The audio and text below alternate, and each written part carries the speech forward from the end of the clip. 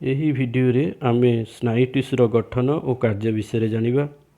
ସ୍ନାୟୁ ଟିସ୍ୟୁ ଏକ ସ୍ୱତନ୍ତ୍ର ଧରଣର ଟିସ୍ୟୁ।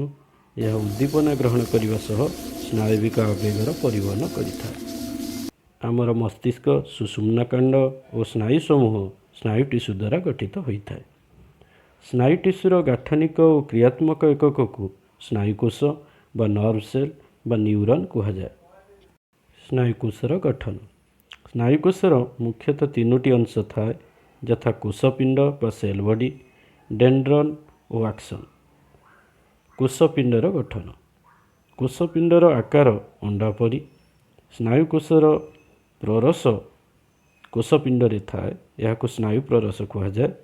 କୋଷପିଣ୍ଡରେ ଏହା ବ୍ୟତୀତ ନ୍ୟଷ୍ଟି ଓ ଅନେକ ନିସେଲ୍ କଣିକା ଥାଏ। କୋଷପିଣ୍ଡରୁ ବାହାରିଥିବା ଅନେକ ସୂକ୍ଷ୍ମ ସରୁ ସରୁ ଶାଖାକୁ ଡେଣ୍ଡ୍ରନ୍ କୁହାଯାଏ। ଡେଣ୍ଡ୍ରନ୍ ଦ୍ୱାରା ସ୍ନାୟୁକୋଷ ସମ୍ବେଦନ ଗ୍ରହଣ କରିଥାଏ। କୋଷପିଣ୍ଡର ଅନ୍ୟ ଏକ ପ୍ରାନ୍ତରୁ ବାହାରିଥିବା ଲମ୍ବା ଅଂଶଟିକୁ ଆକ୍ସନ୍ କୁହାଯାଏ।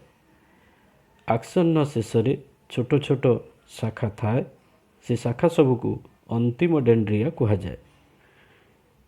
ଆକ୍ସନ୍ର ଚାରିପଟେ ମାଏଲିନ୍ ଆବରଣ ଥାଇପାରେ ନଥାଇପାରେ। ମାଏଲିନ୍ ଆବରଣ ଥିବା ସ୍ନାୟୁକୋଷକୁ ମାଏଲିନ୍ ଯୁକ୍ତ ନ୍ୟୁରନ୍ କୁହାଯାଏ ଏବଂ ମାଏଲିନ୍ ବିହୀନ ନ୍ୟୁରନ୍ ମଧ୍ୟ ରହିଥାଏ, ଯେଉଁଥିରେ କି ମାଏଲିନ୍ ସିଟ୍ ବା ମାଏଲିନ୍ ଆବରଣ ନଥାଏ।